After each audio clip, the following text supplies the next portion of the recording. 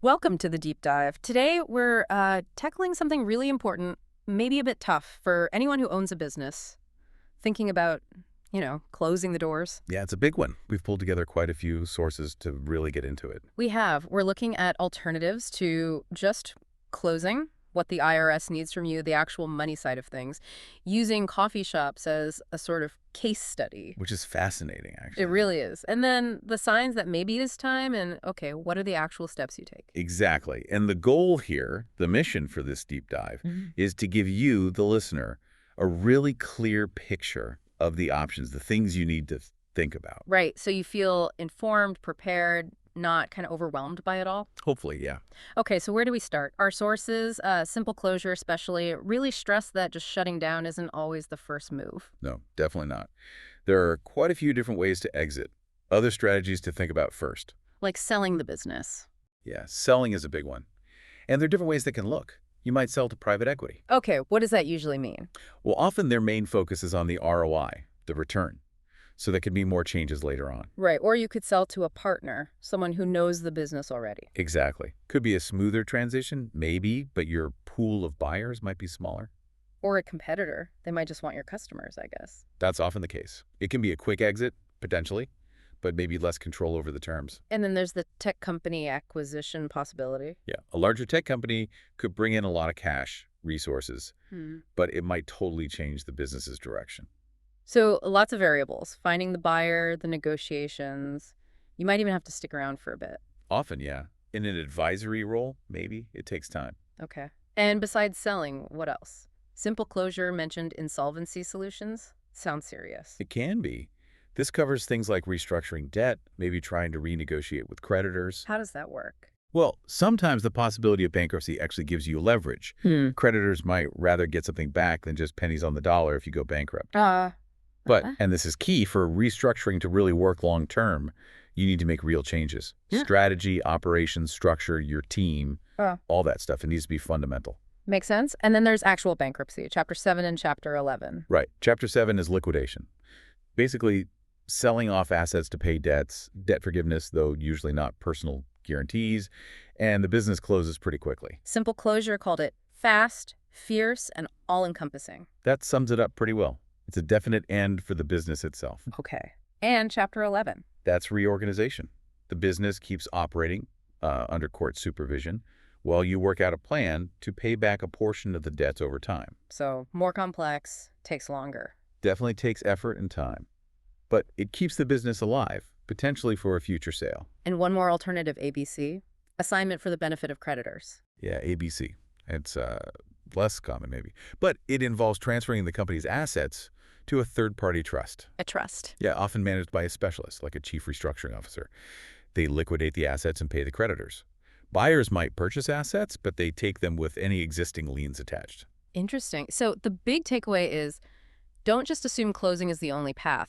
Explore these other routes first. Absolutely. There are options. Okay. Now let's switch gears to something unavoidable, the IRS. Yeah, yes, Uncle Sam. Our sources there, the IRS site itself and Tax Defense Network, are really clear. You have to deal with your tax obligations when you close. No getting around it.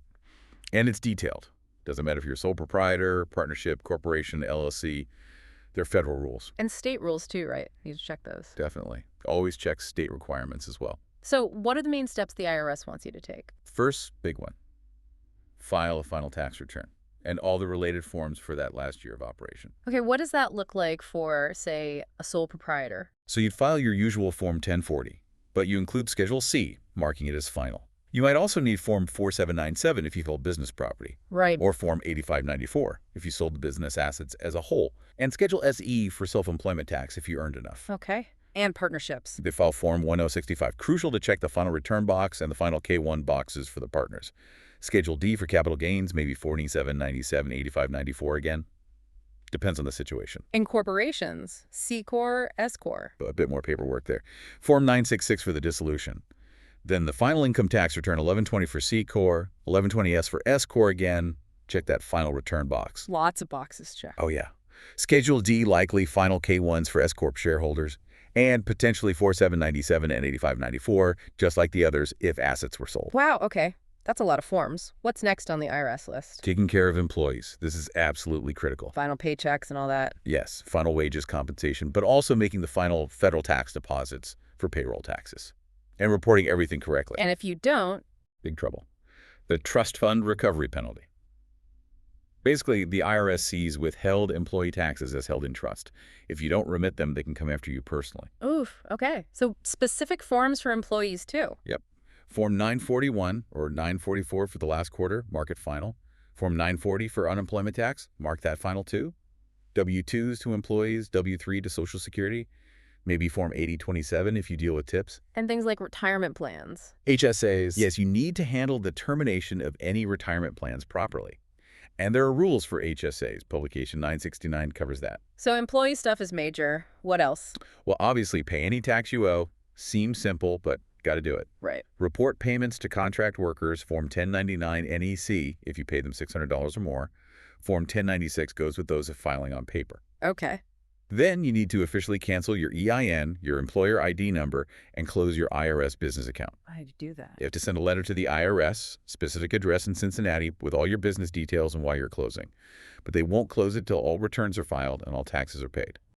Makes sense. Anything else? Keep your records, property records, employment tax records. Keep them for several years. The IRS specifies how long. So the takeaway on taxes is be thorough. Very thorough. Extremely thorough. Dot the I's, cross the T's, don't skip anything. Okay.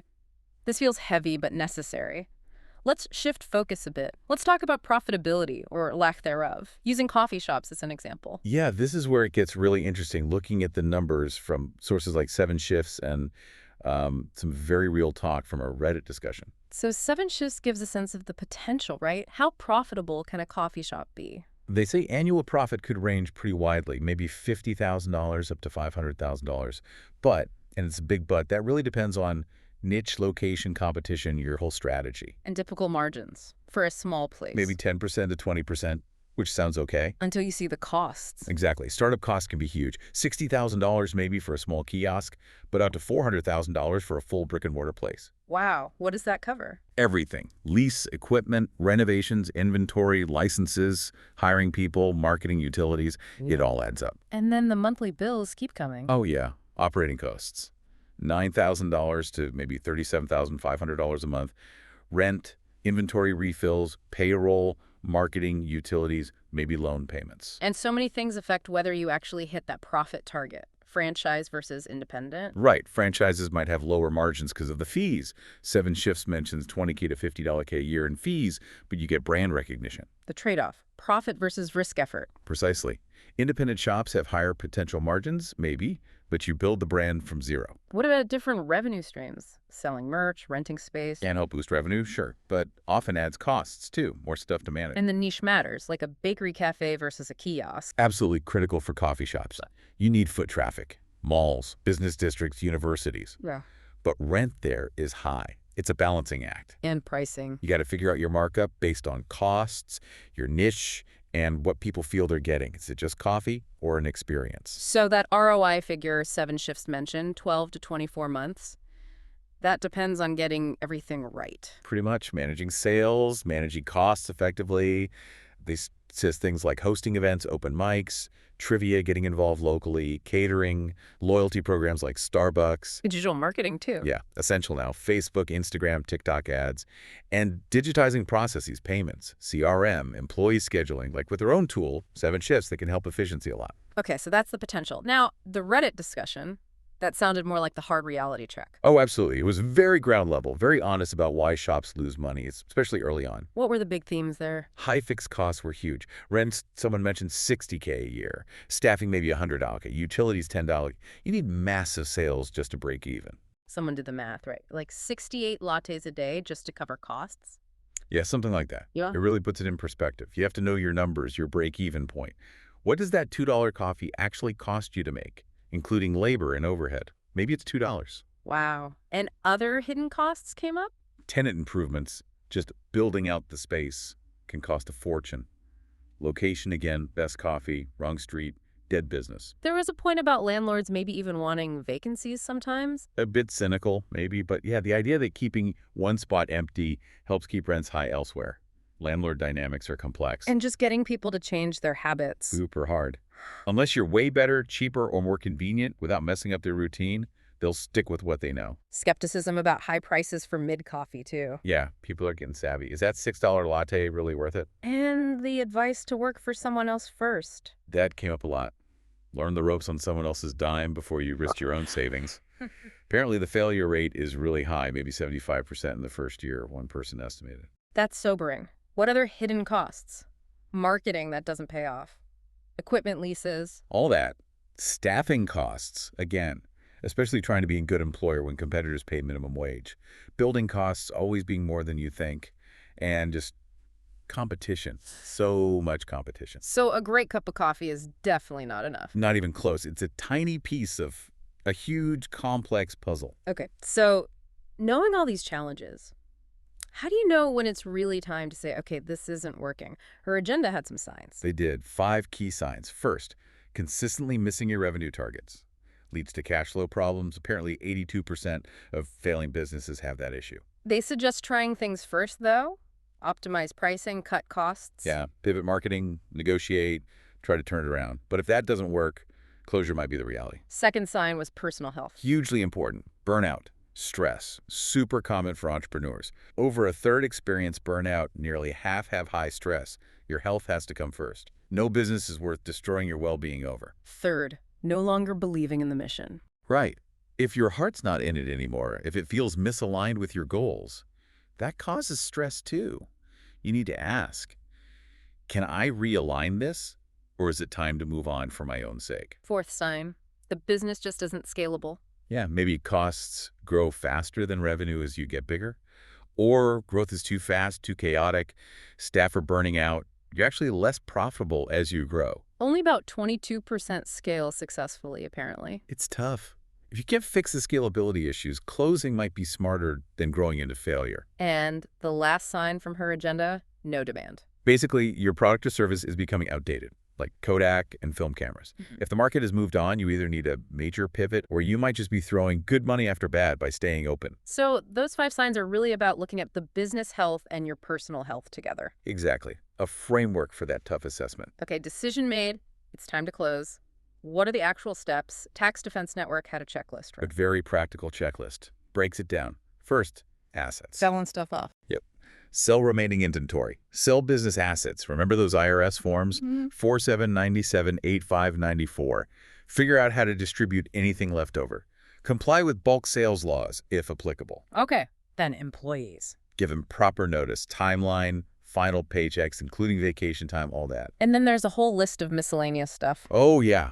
Notify the landlord, cancel the lease, cancel business credit cards, subscriptions, close the business bank account, cancel permits, licenses, city, state, take down social media, website hosting, update Google Maps to permanently closed. Important one. Crucial. And give out your contact info to associates, creditors, former employees, just in case. And dealing with creditors, suppliers. Notify them formally. Try hard to collect money owed to you, accounts receivable, and then settle your debts. Negotiate, maybe. If you can. And if you settle for less, get it in writing that the debt is paid in full. Really important. What about customers? Contact them. Finish any work you owe them, or give refunds if you can't deliver.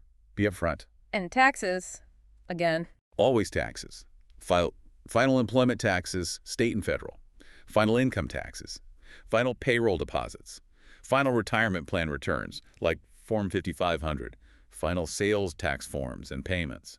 Dissolving the legal entity, too. Yes. Formally dissolve the partnership, LLC, or corporation. Might need tax clearance from the state. And finally, report the final partner shareholder shares using those K-1 forms. It's a lot of loose ends to tie up. It really is. That checklist shows just how many details are involved in doing it properly and legally. Okay, nearly there. 2 more related areas. Franchising Tulane and Aaron Hall had insights there. Right. Franchising is its own beast. If you're closing a franchise or even thinking about one, there are specific things to know. It's basically a contract, right? Use the brand, pay fees. At its core, yeah. Franchisor gives you the rights, you pay an initial fee and ongoing royalties. Tulane mentions different types of business format, the most common like fast food, product distribution, manufacturing. And there are upsides for the franchisee. Sure. Established brand, maybe less risk, simpler purchasing sometimes. Franchisor handles big marketing. You get training, support. potentially lower operating costs due to their systems. And the franchisor gets expansion, revenue. Exactly. Royalties, bigger ad reach. It's a symbiotic relationship, ideally. Aaron Hall focused more on the money, the fees. Yeah, the initial franchise fee, that one-time payment for access, Yeah. can be $10 to over $100 in K, depends on the brand. Covers training, initial support, branding. And the ongoing royalties. Usually a percentage of your gross sales, often 4% to 12%. Could be a sliding scale or a minimum guarantee, sometimes a mix. And you get support for paying those fees. That's the idea. Access to their resources, training, systems, ongoing help. Can you negotiate these terms? Initial fee, usually not. Yeah. But maybe royalties, marketing contributions, territory protection. Sometimes there's wiggle room, but get a lawyer to review that agreement. Good advice. So franchising structure, but specific costs and rules. Definitely. Need to weigh it all carefully. Okay, last major point, and it's a big one. Business debts after closure. What happens? Los Angeles bankruptcy lawyers had info on this. This is often the biggest worry, right? And the answer really depends on your business structure. Sole proprietor. You are personally on the hook. Creditors can come after your personal assets, house, car, savings. Personal bankruptcy might be an option then. Partnership. General partners are usually personally liable too. LLP structures offer some protection, but it varies. Creditors can pursue partners personally unless bankruptcy is filed. But corporations and LLCs offer protection, usually. Generally, yes. That's the point of the legal separation. Creditors are usually limited to the business's assets, unless you sign personal guarantees or committed fraud, or improperly mixed personal and business money commingling funds. Yeah. Then that corporate veil can be pierced. So those personal guarantees are key. Absolutely critical. If you guaranteed a loan or a lease, that LLC status won't protect your personal assets from that specific debt. What about different kinds of debt? Secured debt. Like a loan on equipment. You either pay it or they take the equipment. And if selling it doesn't cover the debt, you might still owe the rest. Unsecured debt. Credit cards, vendors. They might write it off, but often they'll pursue it, especially if there's a personal guarantee. Tax debts, payroll taxes. Owners are personally liable. IRS and state agencies don't mess around. Consequences are severe. And things like leases. They don't just vanish. Nope. You might still owe rent for the rest of the term, unless you negotiate or file bankruptcy. So what are the options for dealing with all this debt? You can try negotiating with creditors, maybe settle for less. You can liquidate any remaining business assets to pay them off. Bankruptcy again. It's an option. Chapter 7, liquidation for the business. Chapter 11, reorganization, is less common for small closures. Chapter 13, repayment plan, might work for sole proprietors with personal liability. And critically, address those personal guarantees directly. So structure matters, but taxes and guarantees follow you personally. That's the bottom line.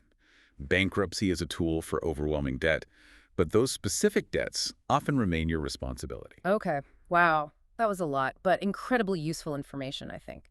So to wrap this deep dive up. Yeah, let's summarize. Key points. First, explore alternatives before deciding to close. Selling, restructuring. Don't just jump to shutdown. Right. Second, understand and meticulously handle your tax obligations. Yeah. Federal and state. No shortcuts. Third, be realistic about profitability. The coffee shop example showed just how many costs and factors are involved. It's not easy. Not at all. Fourth, know the warning signs, financial, operational, and personal health signs that it might be time. Fifth, if you do close, follow a checklist. Be methodical. Assets, employees, creditors, customers, licenses, taxes, cover all the bases. And finally, understand your personal liability for debts. Structure matters, but personal guarantees and taxes are usually on you. It really comes down to being informed, doesn't it? Closing a business is huge, so many facets. It is. And taking the time to understand all these angles, the alternatives, the money, the process, the personal risk, it empowers you. It helps you make the best choice you can for your future. So as you've been listening, what part of this really hit home for you? What other questions does this bring up as you think about your own situation or plans? Something to reflect on.